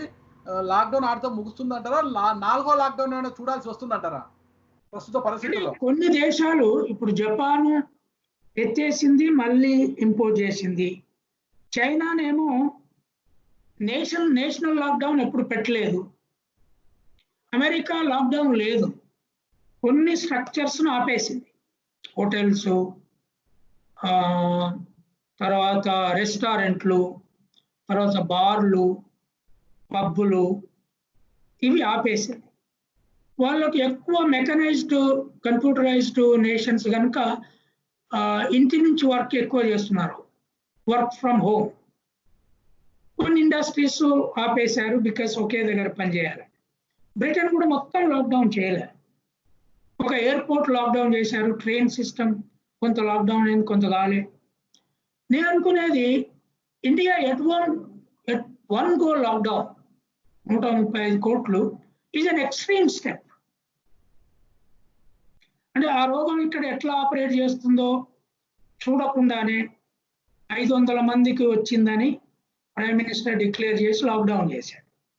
దాంట్లో చేసిన మిస్టేక్ మైగ్రెంట్ లేబరు, తర్వాత ఎక్కడ చిక్కుకున్న వాళ్ళు అక్కడ. ఎందుకంటే నేషనల్ లాక్డౌన్ వస్తుందని అప్పుడు ఎవరు ఊహించాలి 24వ తారీఖు. సో సరే అయింది, ఏదో అయింది. దానివల్ల ఇతర కారణాల వలన మనం లో ఎండ్ డిసీజ్ స్ప్రెడ్లో ఉన్నాము. ఇది ఈ ఎండాకాలం వరకు మనం కాపాడుకుంటే రైనీ సీజన్లో దీని రిఫ్లెక్షన్ ఎట్లుంటుందో కొంచెం అబ్జర్వ్ చేయాలి. Because this a new virus, studies are only coming out. So నేను అనుకునే lockdown is a good thing, a necessary thing, but it was done improperly without giving time for people who could go back their homes and meet their go back to villages. ఇది చేసి ఉండాల్సింది. ఇప్పుడు అది ఈ ట్రైన్లు arrange చేసి ఇదంతా చేస్తున్నారు. బట్ దీనివల్ల ఎకనామిక్ లాస్, హెల్త్ లాస్ మెస్సివ్గా జరిగింది. తర్వాత ఎట్లా రీఎక్విప్ అవుతాము? అప్పటికే మన వాళ్ళు చైనాను బాగా స్టడీ చేసి ఉండాల్సింది. వుహాన్ నుంచి ప్రజలను రాకుండా ఇండియన్స్ను అక్కడే ఆపేయాల్సింది. వుహాన్లో ఎవరు చిక్కొని పోయినా విద్యార్థులు మీరు అక్కడే ఉండి సర్వైవ్ కండి అని చెప్పాల్సింది. చైనా గవర్నమెంట్తో ఆ నెగోషియేషన్ చేయాల్సింది. బికాస్ చైనా లాగా మనం కూడా పెద్ద పాపులేషన్, ఇంకా చిన్న కంట్రీ, మన పర్ స్క్వేర్ కిలోమీటర్ జనాభా ఎక్కువ. మనం యూరోప్, అమెరికా, స్పెయిన్, జపాను అధ్యయనం కంటే చైనాను కేర్ఫుల్గా అధ్యయనం చేసి ఉండాల్సింది. అది చేయలేదు అనేది నా అభిప్రాయం. భవిష్యత్తు ఏమంటారు సార్? అసలుకి కరోనా వ్యాప్తి ఉధృతమైంది అంటారా? అసలుకి ఏంటి అసలుకి? నా ఫీలింగ్ ఏంటి అంటే మనకు డెఫినెట్గా చైనా కంటే కూడా రెసిస్టెన్స్ మన వర్కింగ్ కమ్యూనిటీలో ఎక్కువ కనపడుతుంది. బికాస్ మనం ఇంకా మట్టికి దగ్గరగా ఉన్న పాపులేషన్ ఎక్కువ ఉంది. మట్టిలో పుట్టి మట్టిలో పెరిగే, తర్వాత ఎండలో బతికే పాపులేషన్, ఎయిర్ కండిషన్కి ఎక్స్పోజ్ కాని పాపులేషన్ ఇంకెక్కువ ఉంది.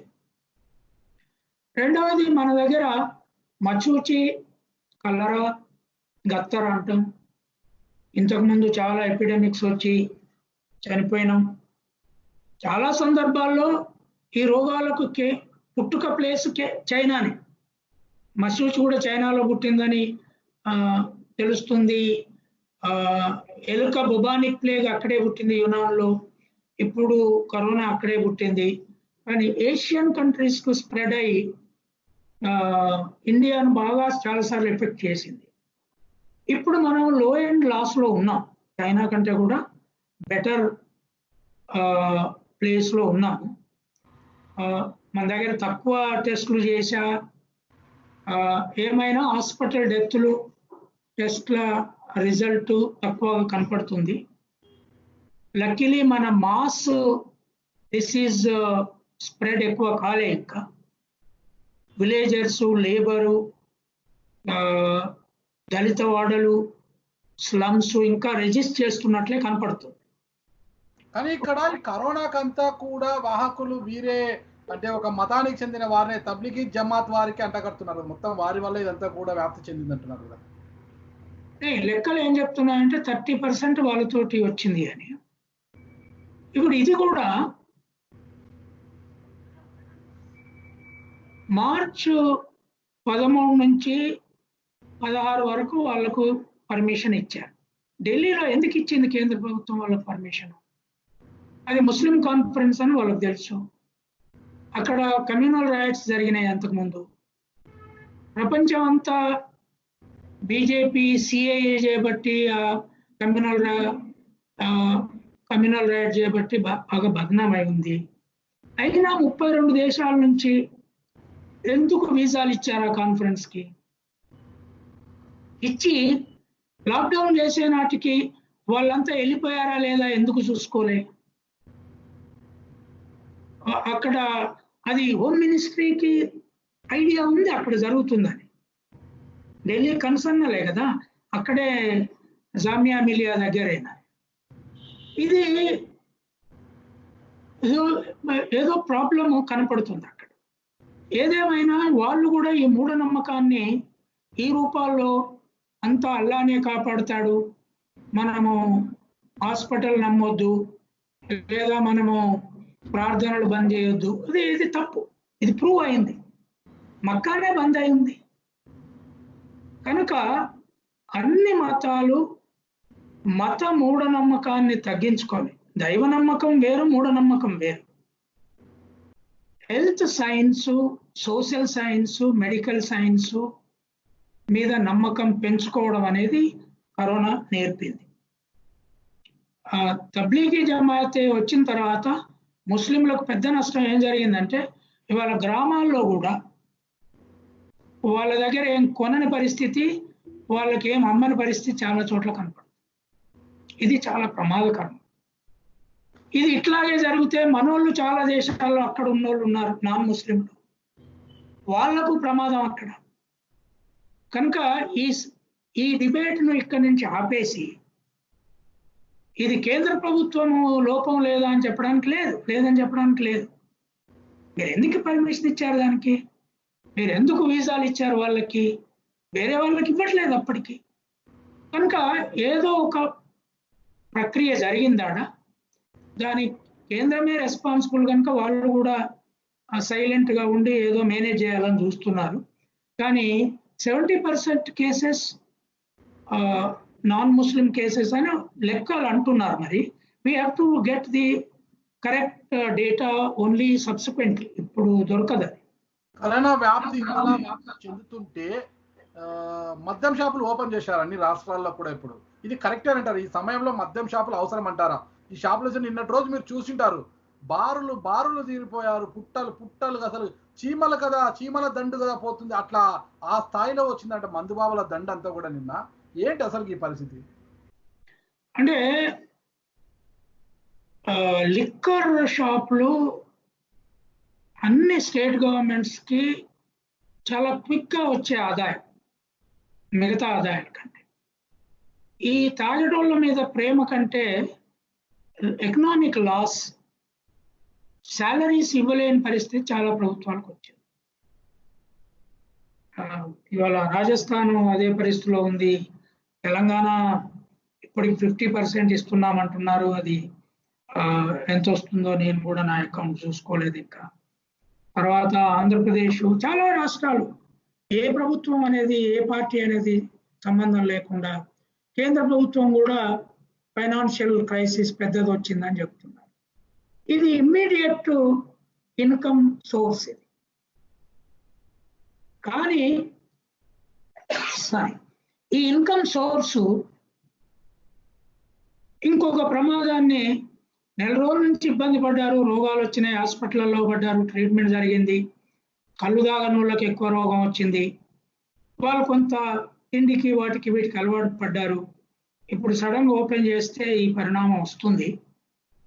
నేను అనుకునేది ఇది కొద్దిగా నష్టదాయకమైన డిసిషనే, కానీ ఎకనామిక్ క్వశ్చన్ వచ్చింది. నేను మొత్తము లిక్కర్ బ్యాన్కు అనుకూలనే కాదు, ప్రజలు ఏ తాగుడు లేకుండా జీవించాలనే ఫిలాసఫీ నాది కాదు.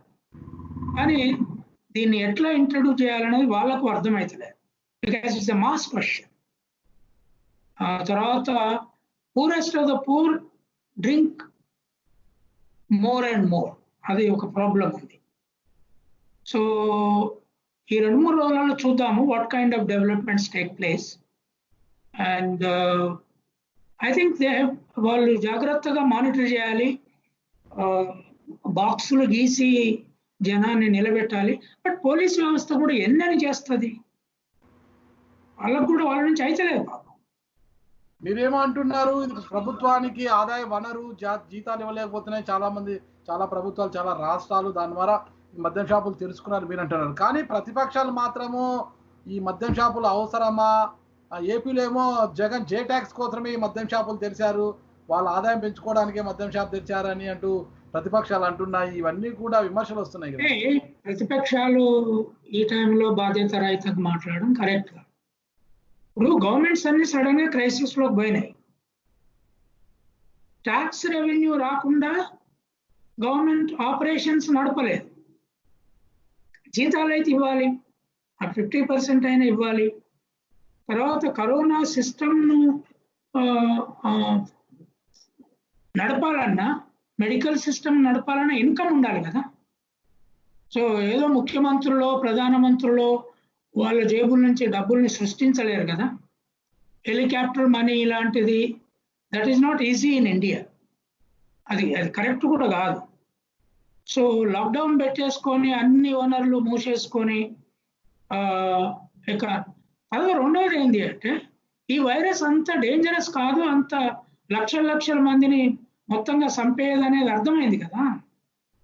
అయినాక కొంచెం రీవర్క్ చేసుకోవాలి. ఎకనామిక్ ఆపరేషన్ విభిన్న ఫామ్లలో ఓపెన్ అప్ కావాలి. అది మద్యం షాపులు 1 డైమెన్షన్, గ్రాసరీ షాపులు 2వ డైమెన్షన్, దెన్ స్టేట్ ట్రాన్స్పోర్ట్ 3వ డైమెన్షన్. ఇవి గ్రాడ్యువల్గా ప్రారంభం కావాలి కదా. మరి ఓపెనింగ్ అంటే ఏంది? అది ప్రతిపక్ష పార్టీలు విమర్శ కోసం చేయడం కరెక్ట్ కాదు. ఈ విపత్తు సమయంలో రాజకీయ పక్షాలు ఏకతాటిపైకి వచ్చి సర్దుబాటు చేసుకొని పోవాలి కానీ విమర్శలు సద్విమర్శలు చేసుకుంటూ ముందుకు పోతున్నాయి కదా. ఇది కరెక్ట్ అంటారు? ఈ సమయం కరెక్ట్ అంటారు? నేను అనేది విపక్షాలతో కూడా ఏంటి అంటే ఇది విమర్శ కోసం చేయొద్దు. That is a national crisis. ప్రభుత్వాలు కూడా యంత్రాంగాన్ని నడపగలగాలి. సో ఆ ప్రక్రియ దగ్గరకు వస్తుంది కనుక ఇప్పుడు దాదాపు 1.5 రోజులు ఇది నడిచింది. ఎట్లాగూ ఓపెన్ అప్ చేయాలి ఎకానమీని. మద్యంతో చేయాలా లేకపోతే మాల్స్ తో ఒక డేంజర్ ఏముంది అంటే ఎయిర్ కండిషనింగ్. మెడికల్ షాప్లలో కూడా మొన్నటి వరకు ఎయిర్ కండిషన్ వద్దన్నారు. చిన్న మాల్స్ ఎయిర్ కండిషన్ వద్దన్నారు. But if you open big malls, for example greatest next returns మనకు ట్యాక్స్ రూపంలో సేల్స్ ట్యాక్స్, లిక్కర్ తర్వాత వచ్చేది క్లాత్ బిజినెస్ మీద. గార్మెంట్స్ బిగ్గెస్ట్ చైన్ అది ఇండియా, వరల్డ్ వైడ్ కూడా. అది ఓపెన్ చేయాలంటే ఎయిర్ కండిషనింగ్ ఓపెన్ చేయాలి.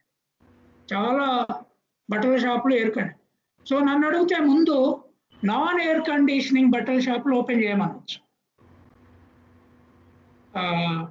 ఇంతకుముందు ప్రీ ఎయిర్ కండిషనింగ్ బట్టల షాపులు ఉన్నాయి కదా మన దగ్గర హిస్టారికల్గా. సో గ్రాడ్యువల్గా బట్టల షాపులు ఓపెన్ చేస్తే కొంత ఇన్కమ్ జనరేట్ అవుతుంది. గోల్డ్ షాపులన్నీ ఎయిర్ కండిషన్ లేకుండా ఏమైనా చేసుకోగలుగుతారేమో అట్లా ఆలోచించాలి. సో బట్ ఇది రూరల్ ఏరియా కనుక జనము అన్ని మార్కెట్లలో బాగానే వస్తున్నారు. అది ఫిష్ మార్కెట్, మటన్ మార్కెట్లో కూడా వస్తున్నారు, కూరగాయల మార్కెట్ పోతున్నారు. ఇది లిక్కర్ షాపులది కొంచెం ఎక్కువ ఫస్ట్ డే కనపడ్డది. I think from second day onwards they will have to regulate and do some management work. Okay sir, ఏపీలో ఇంగ్లీష్ మీడియం ప్రవేశపెడుతున్నారని మొత్తం కూడా తెలుసు కదా సార్. ఆ ఇంగ్లీష్ మీడియం దాని మీద మీరు కూడా వ్యక్తున్న స్పీచ్లు కూడా ఇచ్చారు. అయితే ఇప్పుడు ఏపీలో ఇంగ్లీష్ మీడియం ప్రవేశపెట్టడాన్ని హైకోర్టు తప్పు పట్టింది. మీరు నిర్ణయించడానికి విద్యార్థుల తల్లిదండ్రులే దీన్ని నిర్ధారిస్తారు అది స్పష్టం చేసింది కదా. అయితే ఈ నేపథ్యంలో మొత్తం కూడా ఫామ్స్ ఇచ్చి విద్యార్థుల తల్లిదండ్రుల ద్వారా వారి యొక్క ఆలోచన విధానాన్ని కనుక్కుంటే 97% దీనికి ఆమోదం తెలిపింది ఇంగ్లీష్ మాధ్యమానికి. ప్రభుత్వ పాఠశాలలో ఇంగ్లీష్ మాధ్యమాన్ని ప్రవేశపెట్టడానికి 97% మంది ఆమోదం తెలిపారు. అయితే ఈ సమాజమే ఇంగ్లీష్ మాధ్యమానికి ఆమోదం తెలుపుతుంటే ఒకవైపు చంద్రబాబు నాయుడు గారు, మరోవైపు పవన్ కళ్యాణ్ గారు, బీజేపీ నాయకులు వీళ్ళందరూ కూడా వ్యతిరేకిస్తున్నారు కదా. దీన్ని ఎలా చూడొచ్చు అంటారు? అసలుకి వీళ్ళకు అర్థమవుతున్నట్లు లేదనుకుంటున్నారు. వీళ్ళే ఇండైరెక్ట్ గా ఈ ఇష్యూను కోర్టుకు తీసుకెళ్లారు. కోర్టు లీగల్ బేసిస్ మీద ఇంతకుముందు జడ్జిమెంట్స్ ఆధారంగా రైట్ టు ఎడ్యుకేషన్ పునాది మీద. జీవో జగన్మోహన్ రెడ్డి ప్రభుత్వం ఇచ్చిన జీవో ఒకే మీడియం కంపల్సరీ చేయడం అనేది కరెక్ట్ కాదు. అది కూడా తల్లిదండ్రుల ఆప్షన్ ఏందో చెప్పకుండా చేయడం కరెక్ట్ కాదు. కనుక మీరు తల్లిదండ్రుల అభిప్రాయాన్ని కాంక్రీట్ సర్వే రూపంలో తీసుకొని ఒకవేళ మెజారిటీ ఏం చెప్తారు అప్పుడు ఒక నిర్ణయం తీసుకోండి అని కోర్టు ఒక ఓపెనింగ్ ఇచ్చింది. ఇప్పుడు సర్వే చేశారు.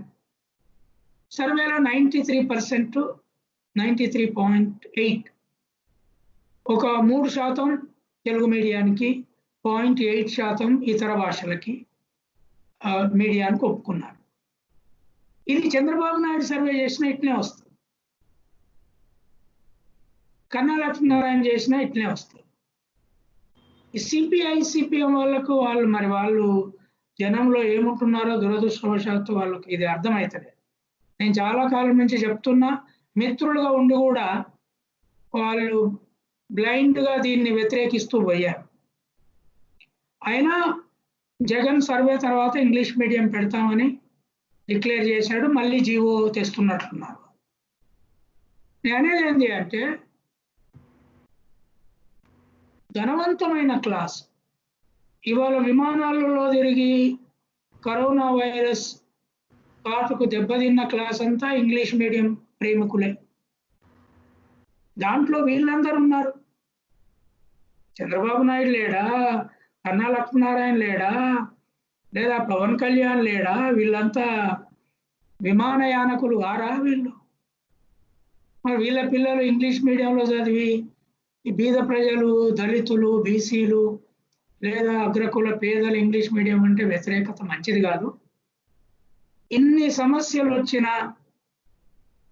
జగన్కు 1924 ఎన్నికల్లో మళ్ళా అధికారానికి తెచ్చిపెట్టేది ఇంగ్లీష్ మీడియమే. ఇంగ్లీష్ మీడియం ఎలా ఉపయోగపడుతుంది సార్? బడుగులకు ఈ ఇంగ్లీష్ మీడియం అనేది ఎలా ఉపయోగపడుతుంది? ఇది simple Nagaraj. World health organisation social distancing అనే పదం వాడండి అని చెప్పింది. కేంద్ర ప్రభుత్వం ప్రధానమంత్రి ప్రకటన నుంచి ముఖ్యమంత్రి ప్రకటన వరకు హిందీలో కానీ తెలుగులో కానీ దానికి ఈక్వలెంట్ ఫ్రేజ్ ఎందుకు లేదు? అందరూ సోషల్ డిస్టెన్సింగ్ అనే ఎందుకు వాడుతున్నారు? ఎందుకు వాడుతున్నారు? అది ఇంగ్లీష్ భాష యొక్క పవర్. అది ఇంగ్లీష్ భాషకు మొత్తం సైన్స్ను క్యాప్చర్ చేయగలిగే శక్తి ఉన్నది. దాన్ని జాతీయవాదం పేరుతోటో లేదా సబ్ జాతీయవాదం, తెలుగుతనము, తర్వాత ఈ తనము ఆ తనము, వీటితో దాన్ని అరెస్ట్ చేస్తామంటే నిన్న మొన్నటి వరకు శ్రమజీవులకు అది అర్థం కాలేదు. అది అర్థం కాకుండా ఉంచడంలో ఈ పార్టీలే పనిచేసినాయి. కానీ మేమందరం ఏం చేసినాం? రిపీటెడ్గా దాన్ని అర్థం చేయించినాం. మీ పిల్లలు ఇంగ్లీష్లోనే చదవాలి, అప్పుడే వీళ్ళ పిల్లల్ని ఓడించగలుగుతారు, అప్పుడే మీ పిల్లలకు ఇండియన్ జ్ఞానం వస్తుంది, ప్రపంచ జ్ఞానం వస్తుందని మేము గత 30 ఏళ్ళుగా ఆ పోరాటంలో ఉన్నాం. దాని ఫలితాలు ఇవాళ కనపడుతున్నాయి. నేను అదే అంటున్నా, అన్ని తెలుగు టీవీ ఛానళ్ళు కూడా సోషల్ డిస్టెన్సింగ్ మెయింటైన్ చేయండి, సోషల్ డిస్టెన్సింగ్. మీకు తెలుగు పదాలు దొరకట్లేదా? మీ భాషకు ఆ శక్తి లేదా? అంత పండితులతో సహా తెలుగు పాండిత్యం, వీర పాండిత్యం ఉన్న వాళ్ళని సోషల్ డిస్టెన్సింగ్ మెయింటైన్ చేయాలి. ఏమైంది మీ భాష? అది వెరీ న్యాచురల్. ఇంగ్లీష్కు ఉన్న పదకోశ శక్తి తెలుగుకు లేదు, తమిళ్కు లేదు, మలయాళం లేదు, హిందీకి లేదు. ఆ శక్తి ఉన్నదాన్ని అందరూ నేర్చుకోవాలి కదా. అందుకేనా జగన్ గారు 2024లో ఇంగ్లీష్ మాధ్యమమే గెలిపిస్తుంది అంటున్నారు, ఆ ఇంగ్లీషే గెలిపిస్తుంది అంటున్నారు. ఎందుకు అంత ఖచ్చితంగా చెప్పగలుగుతున్నారు? ఒక్క ఇంగ్లీష్ జగన్మోహన్ రెడ్డి గారిని ఎలా గెలిపిస్తుంది? డెఫినెట్ గెలిపిస్తుంది. ఇంగ్లీష్తో పాటు అమ్మఒడి ప్రోగ్రాము, ఈ కార్య ఈ ఈ ఈ ఈ కష్టకాలంలో కూడా ఆయన ఆపకపోతే ఎంప్లాయీ జీతాలు అన్ని పర్మనెంట్గా 50% తగ్గించిన, అమ్మ ఒడి ఇంగ్లీష్ మీడియం, తర్వాత ఇంకో ప్రోగ్రామ్ ఉంది 20,000 rupees for every education account. ఈ 3 ప్రోగ్రాములు కనుక జగన్ కంటిన్యూ చేస్తే ఎన్ని ఎకనామిక్ ఇబ్బందులు వచ్చినా, ప్రాజెక్టుల ఇబ్బందులు వచ్చినా, ఈవెన్ ఓల్డేజ్ పెన్షన్ల సమస్య వచ్చినా జగన్ మళ్ళా గెలుస్తాడు. దాని ఇంపాక్ట్ మీరు జగన్ గారి మనిషి, జగన్ గారి కోవర్ట్ అని మళ్ళా విమర్శలు చేస్తారు. మీరు అంతగా చేసుకొని ఇంగ్లీష్ కేసీఆర్ ను నేను చాలా సార్లు విమర్శించిన, ఆయన మీద చాలా రాసిన. కానీ ఇప్పుడు కేసీఆర్ కూడా ఇంగ్లీష్ మీడియానికి షిఫ్ట్ అవుతున్నాడు. కాకపోతే నేషనల్ లెవెల్లో కాంగ్రెస్ అనే రోజు వస్తుంది. ఆ రోజు తీసుకొచ్చే పోరాటం నేనే చేస్తా. ఖచ్చితంగా సార్, ఖచ్చితంగా సార్. కేసీఆర్ ఆల్రెడీ చెప్పాడు మొన్న అసెంబ్లీలోనే, మొత్తం ఇంగ్లీష్ మీడియం ప్రవేశపెట్టాలి, ఎడ్యుకేషన్ మినిస్టర్తో మేధావులతో ఒక మీటింగ్ పెట్టండి అని చెప్పాడు. ఇది స్వార్థంతో, వ్యక్తిగత దృష్టితో, ముఖ్యమంత్రులతో సంబంధాలతో చేసే పని కాదు. జగన్ ఎవరో వ్యక్తిగతంగా నాకు తెలియదు, నేను పోలే ఆయన దగ్గరికి అన్నాడు. వాళ్ళ తండ్రిని నేను అన్నాడు కలవాలి. నేను ఒక ఎజెండా మీద ప్రచారం చేసిన, అది ప్రజల్లో పడ్డది, దాని ఇంపార్టెన్స్ ఆయనకు అర్థమైంది, ఆయన ఎన్నికల ఎజెండా చేసుకున్నాడు. ఎందుకు బీజేపీ పవన్ కళ్యాణ్ ఇంతగా వ్యతిరేకిస్తున్నారు ఈ ఇంగ్లీష్ మాధ్యమాన్ని? వాళ్లకు నేషన్ అంటే ఏందో తెలియకుండా నేషనలిజం అని ఒక నినాదం పెట్టుకున్నారు. నేషన్ అంటే ఇక్కడ ప్రజలు ప్రపంచ జ్ఞానాన్ని మిగతా వాళ్ళకంటే ఎక్కువ నేర్చుకోవడం నేషన్ అంటాం. భారతీయులు నేర్చుకోవాలి, భారతీయులు ఎక్కువ ఆరోగ్యంగా ఉండాలి.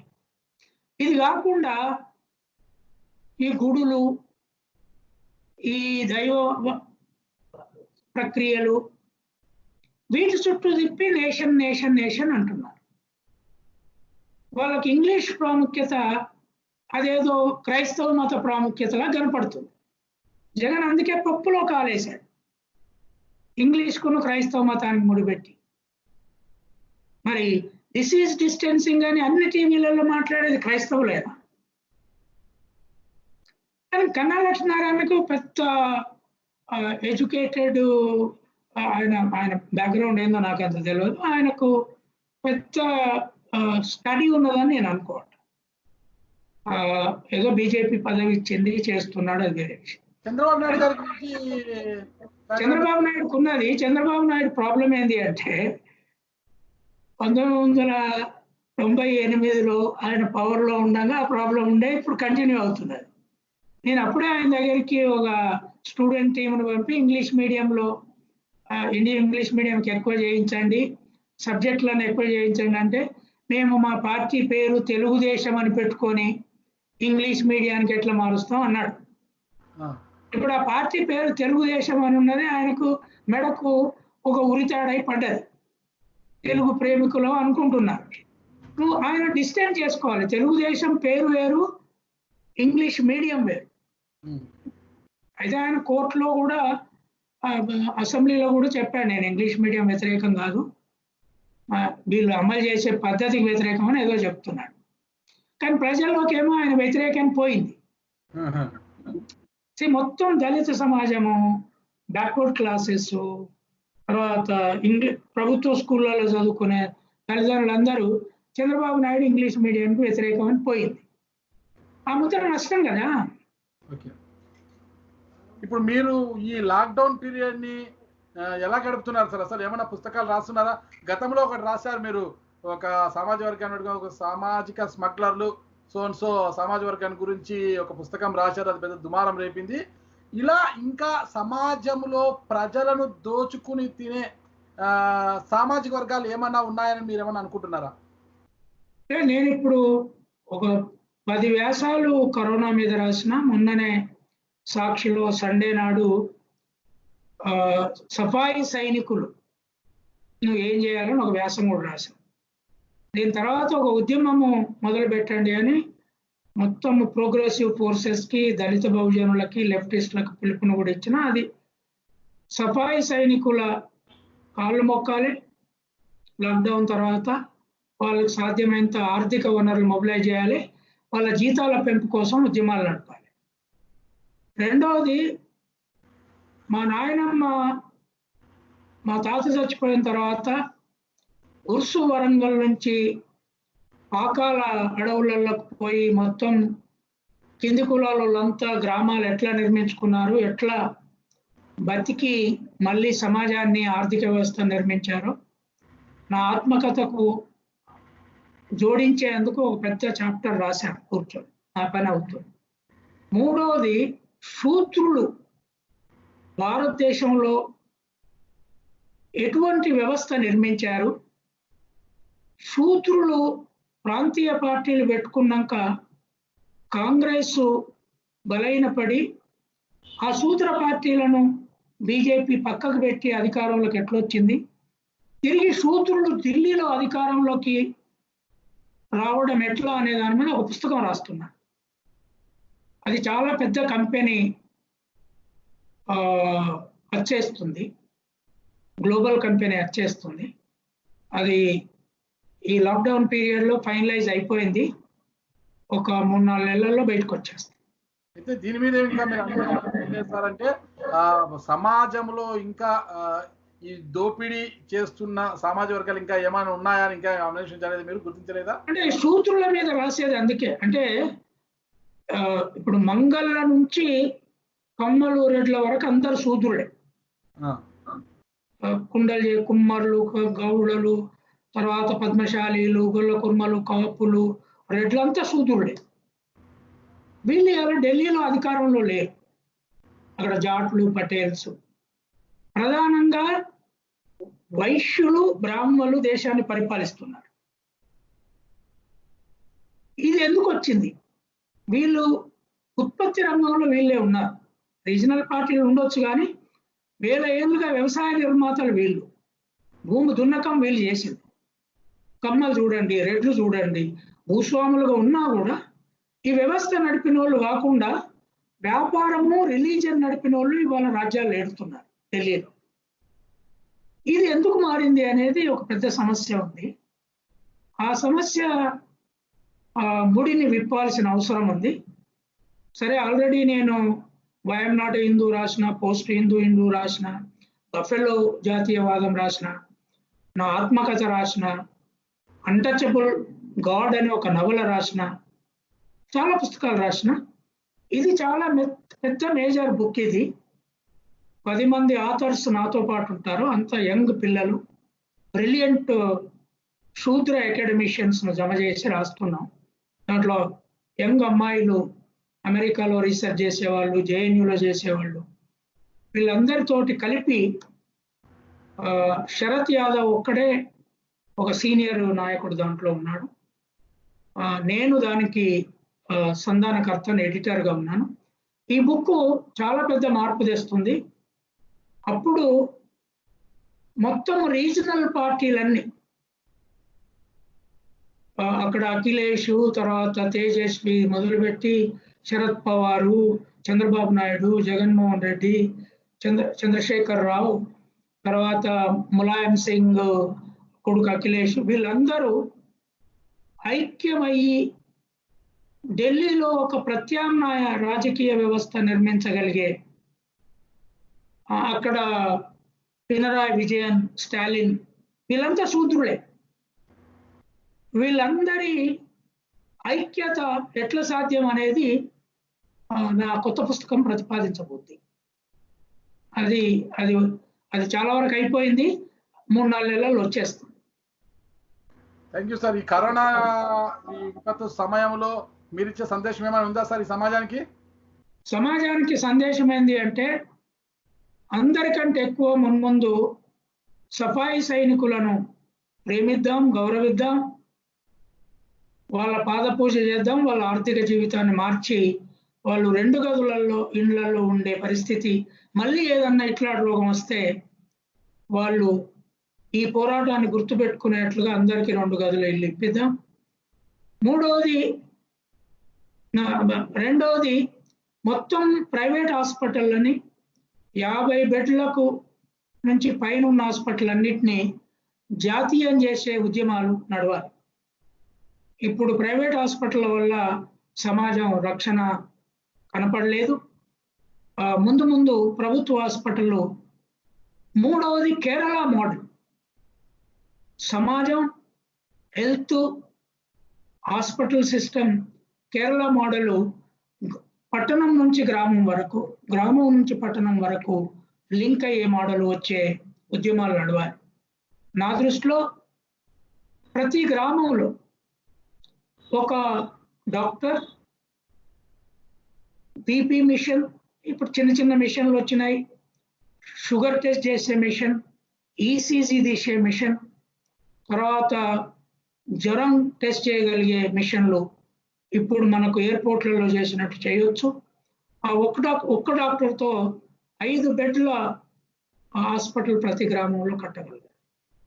ఆ ఉద్యమాలు రావాలి. అప్పుడే ఈ అనారోగ్యము, ఇటువంటి పాండమిక్స్కు భయపడకుండా కేరళ లాగా చాలా ధైర్యంతో పోరాడే భారతదేశాన్ని నిర్మిద్దాం. మీ అందరికీ థ్యాంక్ యూ. నా పేరు Swathi Lakra. For more videos, subscribe to iDream. Hello, this is Renu Desai. Please subscribe to iDream. Do subscribe iDream Media. నేను మీ జయప్రకాష్ నారాయణని. మీరు చూస్తున్నారు iDream న్యూస్ని. Please subscribe to iDream. For more videos, subscribe iDream. మరిన్ని వీడియోల కోసం iDreamని subscribe చేయండి. మీరందరూ కూడా iDream ఛానల్ని సబ్స్క్రైబ్ చేయాలని కోరుకుంటున్నాను. I'm Sucharita, Home Minister of Andhra Pradesh. For more videos, subscribe iDreams.